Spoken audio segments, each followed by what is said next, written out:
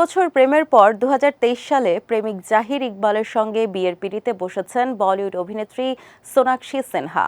বিয়ের পরে অভিনেত্রীর জীবন কতটা বদলেছে এমন প্রশ্নের সঙ্গে সামাজিক যোগাযোগ মাধ্যমে আরেকটি প্রশ্ন বরাবরই উঠতে থাকে যে বিয়ের পরে কি অভিনয় চালিয়ে যাবেন অভিনেত্রী।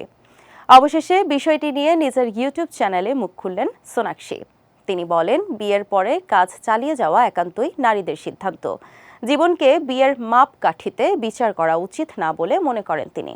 জীবনে হয়তো নতুন কিছু জিনিস জুড়ে যায়, কিন্তু বিয়ের জন্য জীবন থেকে কোনো কিছু বিয়োগ হওয়া উচিত নয় বলেও মনে করেন সোনাক্ষী। তিনি নিজে কাজ চালিয়ে যাওয়ার সিদ্ধান্ত নিয়েছেন। অভিনয় ছেড়ে দেওয়া প্রসঙ্গে লুটেরা অভিনেত্রী বলেন, এই প্রশ্ন খুব গভীর। জীবনকে বিয়ে দিয়ে বিচার করা উচিত নয়। বিয়ে জীবনের একটা অংশ মাত্র। বিয়েতে জীবনে কিছু সংযোজন হয়, বিয়োগ হয় না। তাই বিয়ের পরে কাজ করবেন কিনা সেটা সম্পূর্ণই নারীর ওপর নির্ভর করে। আমার কাছে কাজ গুরুত্বপূর্ণ। আমি আমার কাজ ভালোবাসি। সোনাক্ষী আরও বলেন, আমি সৃজনশীল মানুষ, তাই কোনো কিছু সৃষ্টি করতে পারলে আমার খুব ভালো লাগে।